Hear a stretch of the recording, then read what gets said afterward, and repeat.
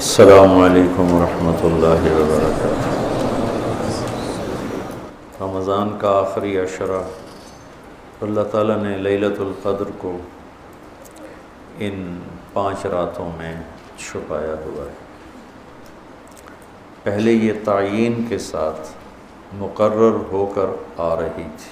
آپس کے جھگڑے ایسی نحوست ہیں کہ آپ خیمے سے باہر آئے، 2 صحابہ آپس میں ان کی کوئی تلخی ہوگی، ان کی آوازیں اونچی ہوں گی، جھگڑا بڑھ گیا تو آپ نے باہر تشریف لا کے فرمایا کہ میرے اللہ نے مجھے شب قدر بتا دی تھی کہ فلاں رات ہوا کرے گی، لیکن تم لوگوں کے جھگڑے کی وجہ سے اللہ تعالیٰ نے اس کو اٹھا لیا اور چھپا دیا، اور اب تم اسے طاق راتوں میں تلاش کرو، 21 میں، 23 میں، 25 میں، 27 میں، 29 میں اس کو تم تلاش کرو۔ آپس کا اختلاف صحابہ کا تھا، 2 صحابی آپس میں کس بات پہ الجھ گئے پتہ کوئی نہیں۔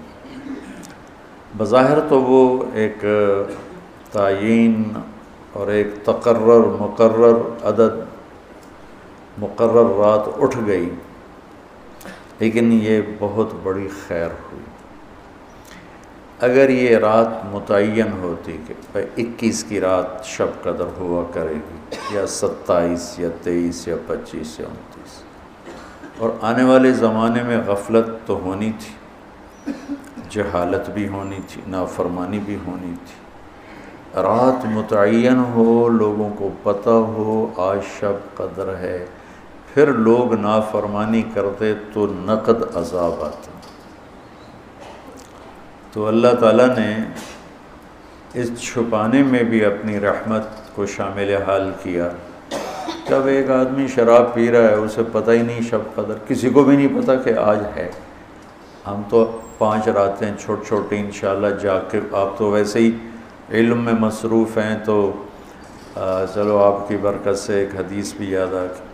ابو ہریرہ رضی اللہ عنہ فرماتے ہیں مدارست العلم ساعتاً، دارس یدارس، ایک دوسرے کے ساتھ علمی محاورہ کرنا، یا جس کو آپ تکرار کہتے ہیں، مدارست العلم ساعتاً خیر من احیاء لیلۃ القدر عند الحجر الاسود۔ اللہ اکبر، تم تو بڑے مالدار ہو یار، ہیں ماشاءاللہ۔ آپ کی رات اللہ کے فضل سے علم میں گزرتی ہے، تو اور لوگ بھی بیٹھے ہیں، میں ترجمہ کر دیتا ہوں۔ چند گھڑی، تھوڑی دیر کا علمی مذاکرہ، علمی گفتگو، علم کی طلب میں، علم کی تلاش میں، مناظرہ نہیں ہے، لڑائی جھگڑا نہیں ہے، علم کی طلب اور تلاش میں تھوڑی دیر علم کا مذاکرہ اور علم کی بات چیت، یہ حجر اسود کے سامنے کھڑے ہو کر لیلۃ القدر میں ساری رات نفل پڑھنے سے بہتر ہے۔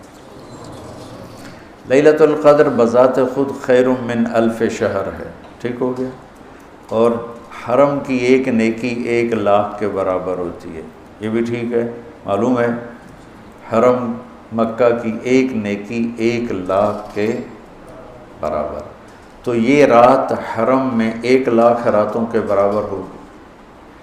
1,00,000 کو 1000 سے ضرب دیں تو کتنا بنے گا؟ مولوی شاید بتائے گا، حساب اچھا کر کر 10 کروڑ مہینے بنتے ہیں، 10 کروڑ مہینے بنتے ہیں، 10 کروڑ مہینوں کے سال بناؤ، لاکھوں سال بنتے ہیں، ہزاروں سال بنتے ہیں۔ تو علم کا مذاکرہ، علم کی طلب میں، علم کو سیکھنے کے لیے تھوڑی دیر بیٹھنا، وہ حجر اسود کے سامنے لیلۃ القدر میں ساری رات نفل پڑھنے سے بہتر ہے۔ یہ تو ہو گیا عام دنوں میں، جب یہ علم کی طلب رمضان میں ہو تو ہر عمل پہلے ہی 70 گنا بڑھ جاتا ہے۔ فرض علم کی طلب تو فرض ہے، تو فرض 70 گنا ہو جاتا ہے، نفل فرض بن جاتا ہے، تو اس کو ملٹیپلائی کرنے کے لیے کوئی کمپیوٹر بھی کام نہیں دے گا۔ یہ آپ اللہ کے فضل سے آپ کی ساری ہم نے 25 کو چھٹی رکھی ہے، 2 راتیں گھر جا کے جاگ لینا، ایک 27 کی ایک 29 کی، تو انشاءاللہ تو اب ویسے بھی آج کل راتیں چھوٹی ہیں، تو یقیناً ایک رات تو ہوگی اس میں، 5 راتیں اگر ہم جاگ لیتے ہیں یقیناً ایک رات اس میں شب قدر ہے۔ تو اللہ کے نبی شد المیزر ان آخری عشرے میں خوب محنت فرماتے، کمر کس لیتے، اور ساری زندگی اعتکاف بیٹھے۔ آپ نے کبھی اعتکاف نہیں چھوڑا، فتح مکہ پہ چھوٹا لیکن شوال میں آ کے بیٹھے، 1 مہینہ پورا اعتکاف کیا، پھر 20 دن کیا، پھر 10 دن، پھر 9 رمضان میرے نبی کو ملے، 9 رمضان۔ تو 1 میں اعتکاف چھوٹا اور باقی میں آپ نے مسلسل اعتکاف فرمایا۔ لیلۃ القدر کی صرف تلاش نہیں بلکہ اعتکاف اللہ کے در پر پڑ جانا ہوتا ہے۔ تو اعتکاف اللہ کے در پہ پڑ جانا ہے، اور اعتکاف والوں کو فضیلت ہے کہ وہ سوئے بھی ہوں تو ان کے لیے عبادت لکھی جاتی۔ باقی ہمارے جیسے لوگ تو نفل پڑھیں گے تو عبادت لکھی جائے گی، قرآن پڑھیں گے تو عبادت کا اجر لکھا جائے گا، اور اعتکاف والا سویا بھی ہو تو قلم اس کا چلتا رہتا ہے۔ اللہم لک الحمد کما انت اہلہ فصلی علی محمد کما انت اہلہ وفعل بنا ما انت اہلہ انک اہل التقوی و اہل المغفرہ۔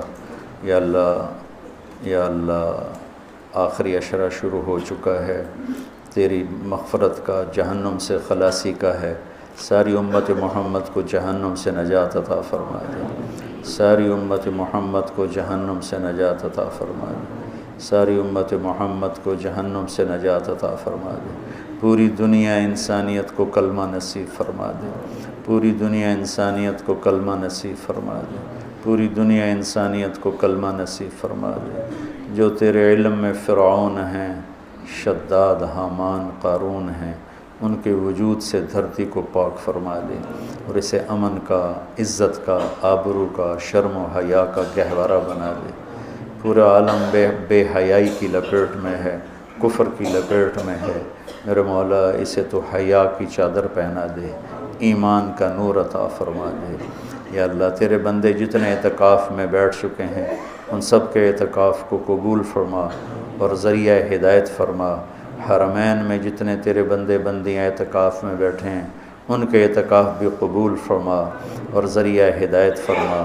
یا اللہ تو ہماری یہ چھوٹی سی ایک کاوش، ایک حقیر سی کوشش، اسے بھی یا اللہ قبول فرما اور اسے ذریعہ ہدایت بنا۔ یہ قرآن سے ہمارے دلوں کو جوڑ دے، سیرت سے ہمارے دلوں کو جوڑ دے۔ یا اللہ اپنے محبوب کی مبارک زندگی ہمارے سامنے کھلی کی کتاب کی طرح کر دے، اور ہر عمل کو اپنے محبوب کے یا اللہ نور کی روشنی میں دیکھنے کی توفیق عطا فرما۔ پوری امت میں یا اللہ سیرت حاوی فرما، پوری امت میں یا اللہ اپنے محبوب والے اخلاق زندہ فرما، بد اخلاقی سے ہماری حفاظت فرما۔ میرے دیس کو چوری ڈاکے سے بچا، ظلم و ستم سے بچا، قتل و غارت سے بچا، جھوٹ فراڈ سے بچا، سود اور رشوت سے بچا، یا اللہ ملاوٹ اور کھوٹ سے بچا۔ یا اللہ میرے دیس سے تو بدکاری کے اڈے ختم فرما، شراب کے اڈے ختم فرما، جوئے کے اڈے ختم فرما۔ یا اللہ آنے والی حکومت نیک دل رحم دل لوگوں کی نصیب فرما۔ ہمیں یا اللہ ایسے لوگوں کے حوالے نہ فرما جو بددیانت ہوں، جو دھوکے باز ہوں، جو مفاد پرست ہوں۔ ہمیں ایسے لوگوں کے حوالے فرما جو ملک کے، قوم کے، عوام کے خیر خواہ ہوں، ان کے درد کو اپنا درد سمجھیں اور ہمارے غم کو اپنا غم سمجھیں، ہمارے دکھ کو اپنا دکھ سمجھیں۔ ہمیں ایسے نیک لوگ نصیب فرما۔ یا اللہ جہاں جہاں یہ میرے ساتھ لوگوں نے ہاتھ اٹھائے ہوئے ہیں تو سب کے حق میں ان کی دعائیں قبول فرما، ان کی حاجات کو پورا فرما، آمین۔